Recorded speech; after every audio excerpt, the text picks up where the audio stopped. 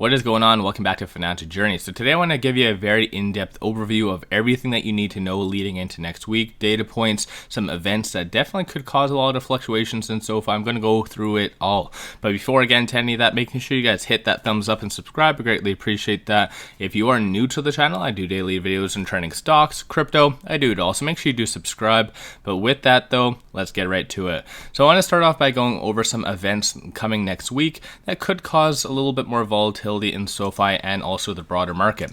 One of which is coming on Wednesday, and that is good old CPI data. So technically, right now it does appear though it's starting to kind of be a little bit more curbed or in a trough, if you want to call it that. So hopefully this might be the last bad CPI data and that we should be able to continue to trend down. But there was a lot of interesting things that did happen this week, one of which was the inverted yields, which in reality really scared the Feds. They did say that on their next meeting, which is on the 27th, that most likely they're going to do a 50-point increase.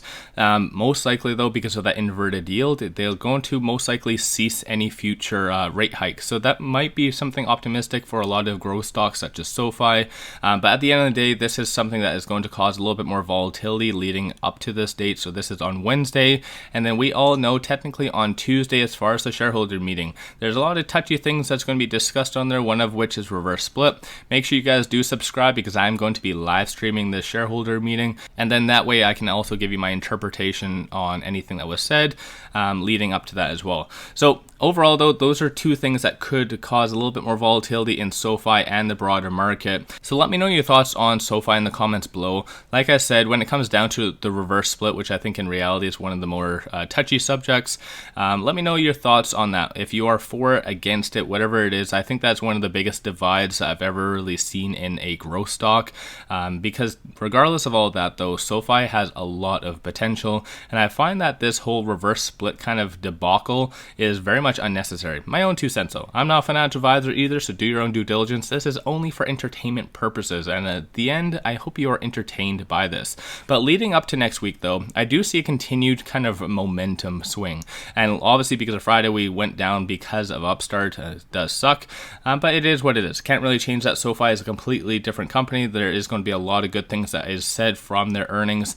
and that won't necessarily be for the next couple of weeks, but still, at the end of the day, there's a lot of other things that's happening behind the scenes, institutions being one of them. And on Friday, they backed up the bus. They really bought a lot of shares. And looking here, you can see a ton of institutional purchasing. Some notable ones, 1.24 million, 1.22 million just in individual transactions, but still a lot of big money was getting in on Friday. And this was more of a continuation as well what happened on Thursday. Thursday was a epic day. Like seriously, every single institution must have been really backing up the bus.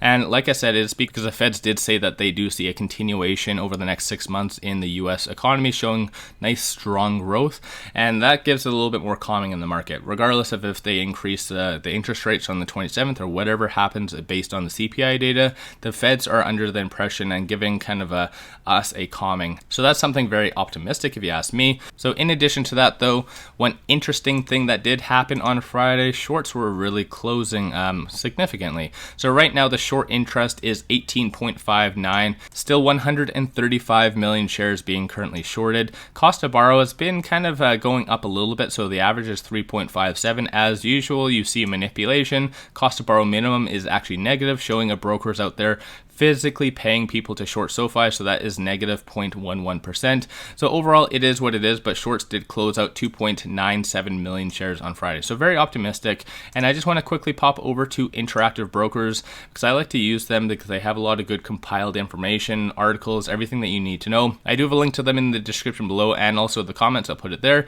Just click on the link, play around, has a lot of good information. One of which is technical analysis, so I'm gonna break that down as well, but I just want to start off by going over this. So several different things, one of which is here. So as far as technical actual catalysts for SoFi among with other stocks to know for this upcoming week, they talk on SoFi and they refer to as far as the high short interest. So again, depending on what comes from that shareholder meeting and also CPI data, we potentially could see a nice little squeeze of the shorts. Like I said, 135 million shorts are currently out. So SoFi is definitely up there. And so over and above that one though, I just want to go through this article, 3 reasons to buy SoFi, one reason to sell, and this is exactly why I like Interactive Brokers. Like I said, it has all the good contents and articles all in one spot. And so looking here, 3 reasons to buy SoFi, 1 reason to sell. So they talk on vaguely how having high FICO scores for the customers is a very big deal, because ultimately that kind of reduces the overall risk for SoFi. So that's one good attribute that they really value. Second one is more of a touchy subject, but they do talk on the student loans,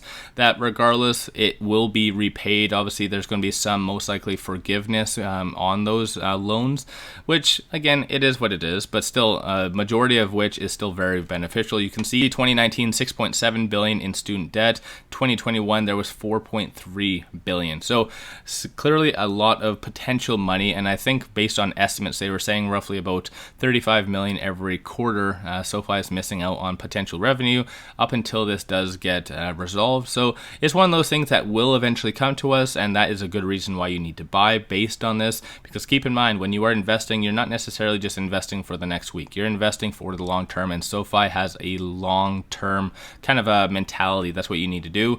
And finally, when it comes down to it, it does talk on its acquisitions and basically how it makes it a little bit more of a tech component, a tech advantage over the kind of basic banks such as Bank of America and so forth.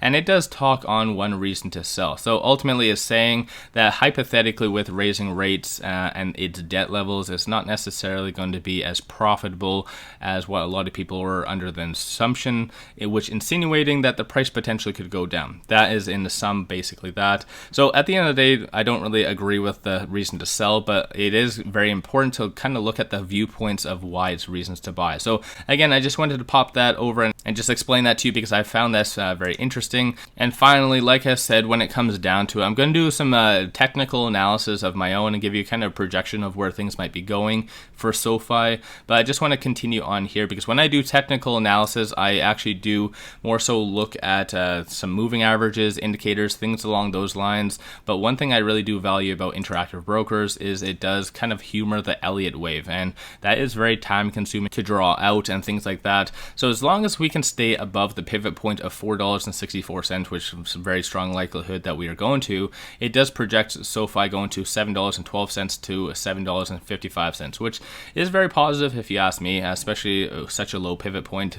The likelihood of us going up is very strong, especially if the institutions keep on adding as much as they are. And make sure you do click on Interactive Brokers and just play around. It has a lot of good information. And it is now that time of season again when 13Fs come out, is transitioning from ETFs now to institutions. So a lot more institutions are disclosing their positions in SoFi, and a lot of which is fairly optimistic. Again, these aren't that necessarily big players that we want to watch for. That's going to come most likely first week of August, but still a lot of these institutions are for the most part increasing their position, which again is a very big deal. So you can even see CTC did add 99%, some kind of reduced at 15%, some increased 175%.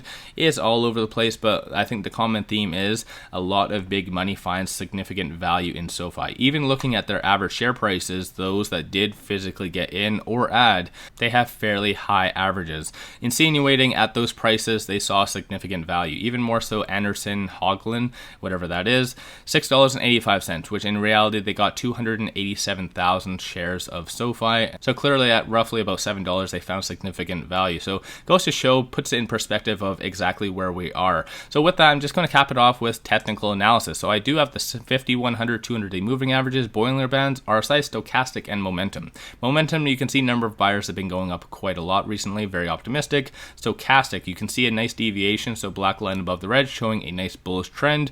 RSI is currently at 50, so fairly neutral, so it's not oversold, not overbought, anything like that. It's kind of neutral, which is very optimistic.